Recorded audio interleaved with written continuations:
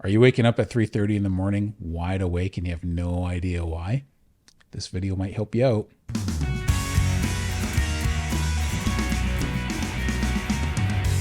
Hey, what's shaking bacon? My name is Bruno Panucci. I hope you're doing well. So I've been there.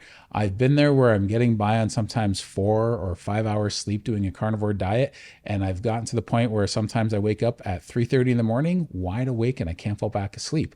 And for the longest time, I couldn't figure out why that was. Well, I eventually learned what that was. It was rabbit starvation. I was eating too lean or not enough. So if you're trying to lose weight on a carnivore diet and you're not eating enough, what's probably going to happen to you eventually is you're going to start waking up in the middle of the night without being able to fall back asleep. Your body is going into a defensive mode. Your blood sugar has dropped so much through the night that your cortisol spikes. Your cortisol spikes to increase your blood sugar. Your blood sugar goes up, and it's basically dawn phenomenon. It forces your body to wake up. You go through sleep schedules at night. You go through these sleep schedules where it's like a rolling ball, and you're going through these different levels of sleep. And one of them is kind of light, and you wake up naturally, almost like you're waking up in the morning.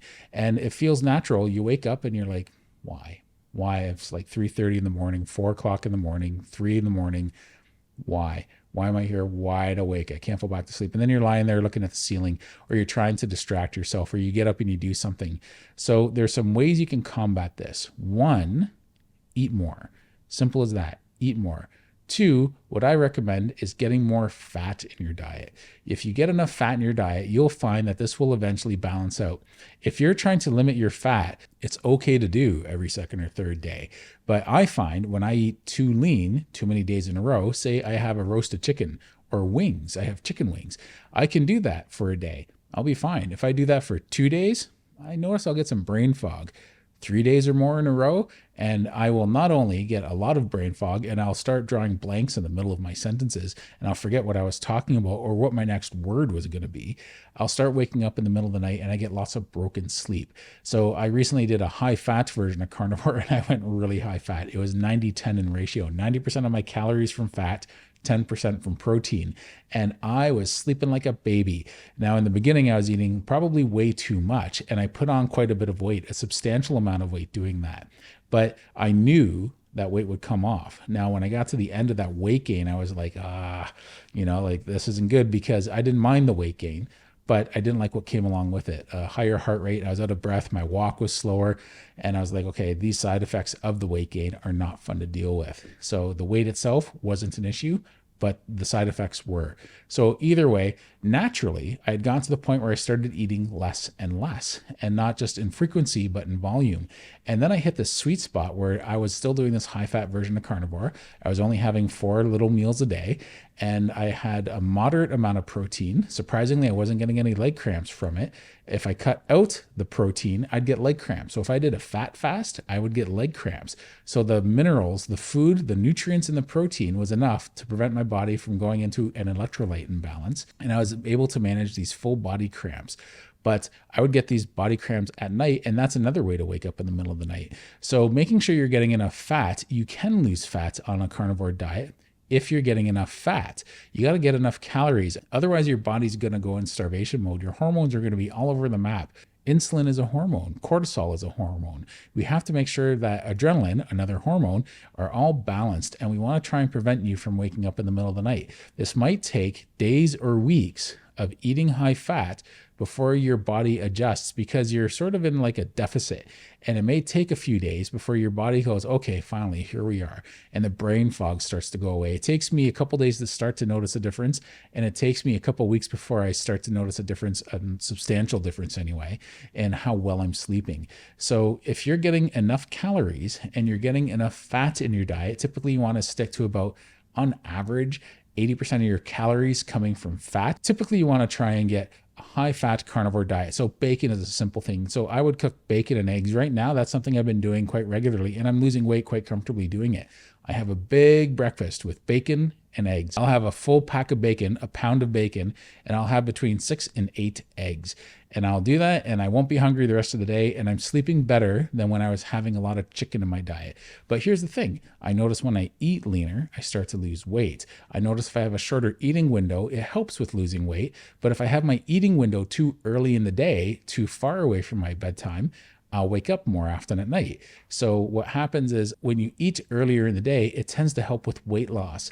And if you eat too late at night, sometimes it just doesn't affect you in the best of ways when it comes to weight loss, but it might help you with your sleep. So for a while there, when I was doing high fat carnivore, I would have some rendered fat and I might go and grab some fat from the fridge and have it and go back to bed. So it would help me fall back asleep. Some people will have an egg before they go to bed. Kelly Hogan promoted that quite a bit a while ago. If you find this is an issue for you, having an egg before you go to bed is going to be just enough carbs. There's just a little bit of carbs in eggs, and it could be just enough to help prevent you from waking up in the middle of the night. Some people, if you're a big enough person, maybe you need 2 eggs, but typically 1 egg is enough for most people. Now, I just find fish oil. Fish oil is a good way to go. Try and get that once or twice through the day and for weeks at a time. I recommend a good quality cod liver oil. You can find that on Amazon, and just make sure you're getting enough fat. That's what I find. Another thing I found, even when I was doing water fasts, typically if I did water fasting, I would start getting by on 4 or 5 hours sleep a night as well. And I found that if I was doing the snake juice water fast, I made a video on how to make that maybe about a month or 2 ago. So it's back maybe 20 or 30 videos in my past. If you make that snake juice recipe, and it's just an electrolyte, it's potassium chloride and pink Himalayan sea salt. You put it together and you drink it throughout the day. I was sleeping like a baby and I was fasting. It was the best results I've ever had fasting. Now, any weight I lost during my fast, I put back on within a few days finishing my fast. So it was beneficial. Fasting was something I couldn't do years ago because I had a history of gout, and I do have a thyroid problem. And I think my body is just healthier now that I can manage these things, and I can manage doing a carnivore diet and along with intermittent fasting without it affecting my gout anymore. So my insulin is better managed, my blood sugar is better managed, my uric acid is better managed. So now I have a little bit more metabolic flexibility that I can do these things. So you can try changing your eating window to later in the day instead of earlier in the day. You can try increasing more calories. If you're only getting by on like 1,000 calories or 1,500 calories, or if you're a guy and you're having under 2,000 calories and you have an active job, oh, that's not good. You're starving yourself and your body's going into starvation mode, and it's affecting your blood sugar and your hormones in a negative way. So we want to do this in a healthy way. So let's see what we can do about trying to tackle these problems with these possible solutions I gave you.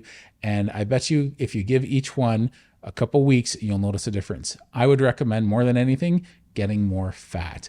It's just temporary. What you might want to try doing once you balance out and you start getting decent sleep, have 2 or 3 days of higher fat and maybe 1 or 2 days of lean days.